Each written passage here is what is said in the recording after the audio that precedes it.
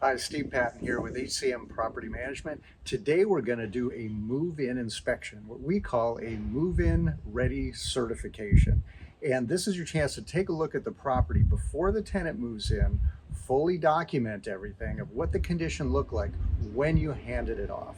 The other great reason to do a move-in ready certification is to make sure everything is ready for your tenant. You want the tenant to have a good move-in experience, because when everything works, it's functional, they enjoy their new home, you have a happy tenants pay on time, and they take better care of your place. So let's go in and take a look. So what we like to look at when we're first doing a move-in inspection is break it down into 5 sections. The first thing is health and safety.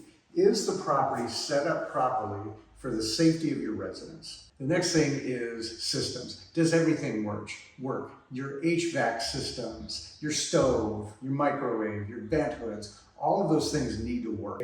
The third thing is painting, drywall, any sort of repairs that need to be done around the house to make sure it's ready for your tenant. The fourth thing is the exterior, right? You want to make sure everything is tied out on the outside. There's no dead foliage out there, all of that. We'll go take a look at that. And then the fifth thing is cleanliness. Does it look clean? Does it smell clean? Are all the little nooks and crannies taken care of? We'll take a look at that too. So you get through these 5 things, you can rest assured you can have a great experience for your tenant. The first thing you want to look at is, do you have the required smoke and carbon monoxide detectors? So you got to make sure those meet the current regulations. So in every bedroom, you need to have a functional smoke detector, okay? And so that normally is up on the roof. Some people put it high up on a wall, but typically it's up on the roof, okay? Also, outside of any living area, you also need a smoke and CO2 detector. So ensure that those are there. The second thing you want to look for is a double strapped, and earthquake braced water heater. So let's go take a look and see if we've got that in the garage. So in this case, this tenant has the benefit of a tankless water heater, which is firmly mounted into the wall, which is compliant. If you have the traditional water heater, what you're required to have are 2 metal straps that secure the water heater to the wall and also blocking behind the water heater to make sure it stays secure. Next thing you want to look at, are there any conditions in the property that may be a trip hazard for your residents or guests that come over? Now this is a newer construction home, so we probably don't have that. But a good example to show is, we've got some trimming in between the transition between the flooring and the tile. Should this come loose and was popped up and somebody had to trip on it, you would want to repair that. The other thing to look at would be potentially on a staircase. If when you're going up, you notice that the bullnose, the front part of the stair is loose, if somebody steps on it and that slips, then they could take a terrible fall. One more thing to consider, to look around to see, are there any sort of electrical situations where somebody hasn't done the wiring up to code? We often see this in garages where people will plug something into a receptacle, run wires across, and then plug in a refrigerator and a freezer and all kinds of stuff. That's not up to code and could create an electrical hazard. The other thing to check and make sure of is you don't have any loose handrails. So if somebody could fall off the handrails, that we ensure that the handrails have the appropriate space in between so a small toddler can't fall out. Or if the property has a deck at an elevated level, that deck is also secure, is at the required height level, and that the required span between the beams is adequate. So the next thing to do is check to make sure all the systems work. We just want to make sure everything in the house is functional. All of the appliances, the plumbing, there's no leaks, there's no sink clogs, all the lighting works. So we'll go through here and just check out some of the systems and you'll get the general idea. For the stove, you want to make sure you turn on every burner, right? Make sure that the lighters work, that everything comes on the way it should. If it doesn't, what's going to happen is you're going to get work orders as soon as the tenants move in. That's fully functional. So make sure you shut all those off completely when you're done. So that's functional. Does the hood work? Okay, so we want to test the hood, both the lighting and the vent. These work fine. Again, this is a newer home, so we're not going to have any issues with that. Okay, the sinks, make sure that obviously it runs, that the hot water works, that you don't have any clogs in the drains. Just check for any debris. We also want to check underneath the sink and make sure that there's no leaks after running that water. So everything looks good on this one. Okay, so then you want to do a similar thing in all of the bathrooms. So let's go check the bathroom. All right, when you're in the bathroom, same thing. Make sure the water works, make sure the hot water fills through. Look underneath and make sure that there's no leaks. If you have a plug next to a sink, you need to make sure you have the proper receptacle for the plug that should have a GFCI in there.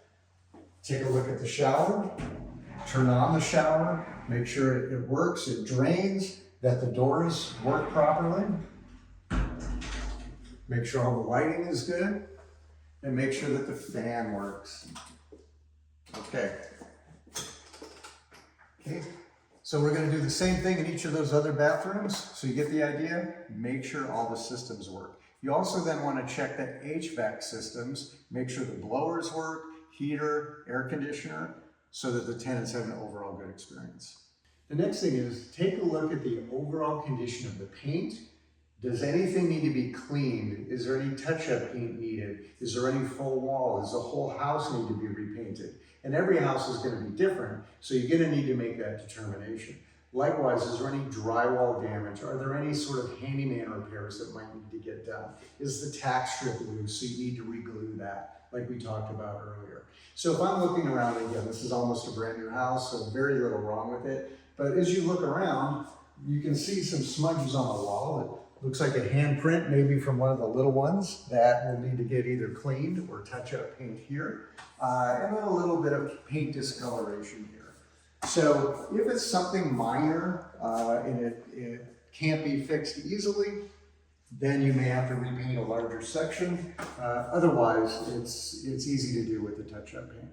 The next thing we really want to look at is the overall cleanliness of the unit. When you first walk in, does it feel clean? Does it smell clean? That's the first kind of threshold. After that, you want to get into some details, okay? First and foremost, normally, mostly in the kitchens and in the bathrooms, be very detailed in cleaning out the drawers, okay? A lot of times, cleaners, normal house cleaners will come to wipe the counters, wipe the outside, but they don't come in to empty drawers and make sure that all the lint is out, any hairs, anything like that. All of this has to be cleaned, both the drawers and inside the cupboards where people have used it, but normal cleaners aren't accustomed to getting up there and cleaning that top shelf. So you have to make sure that you instruct your cleaners to do it the proper way. The other thing you want to look for is dust on top of your baseboards. Okay, this is a common thing that builds up over time, and you want to make sure that your cleaners clean that, because you may not see it right off, but your tenants moving in definitely will. The other thing is making sure that your blinds have been cleaned and that the windowsills on the inside have been cleaned.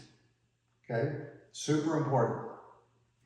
The other thing too, depending how your windows look, you're going to want to do a window clean, and also pay attention to your exterior screens. So depending where your house faces, how much dust, whatever, the screens can get pretty filthy, and it really makes the place look bad. So there are companies that will come out, they'll take the screens off, clean them, dry them, get them put back on, makes a world of difference. Also with the flooring, this has a nice wood floor. You want to make sure that these are clean of any debris, footprints, anything like that. If you have carpet, make sure that you get that carpet professionally cleaned before a tenant moves in. Because if you don't get it cleaned, they're not going to feel like they're going to need to clean it when they move out. Okay, so make sure you get the floors mopped and cleaned. Make sure that the carpets are professionally vacuumed and cleaned, including your staircases and the bathroom tiles, all that sort of stuff. The next major thing is making sure your appliances are spick and span. There's nothing worse than opening up the oven and seeing somebody else's food debris on the bottom there where it hasn't been cleaned. Likewise, if you open up the refrigerator and you see, old carrots at the bottom, it's not wiped down, it doesn't look pristine. Even if it's an older home, you want it to look as clean as a brand new home. Last thing on cleanliness is the vent hoods. A lot of times people forget to clean these hoods. These things over time can accumulate a lot of grease. And so the last thing you want is your tenants moving in, whatever, and they touch this and they get a handful of grime coming off of there. So make sure your cleaners clean up the vent hoods. The other thing you want to really make sure of is, particularly in the bathrooms, that you ensure any sort of mildew or stains or whatnot has been completely cleaned off the tile. A lot of times people will come in and they'll see some mildew that hasn't been cleaned, there's a grout that's not clean, and they're going to be, oh my gosh, this place has mold. And that's the last thing you want. It's not mold, but you're giving them an opportunity to be unhappy.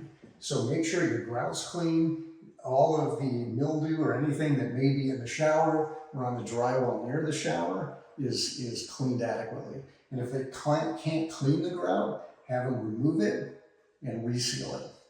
All right, the last thing we're going to check is the exterior of the property, just to make sure everything's tied up in the outside as well.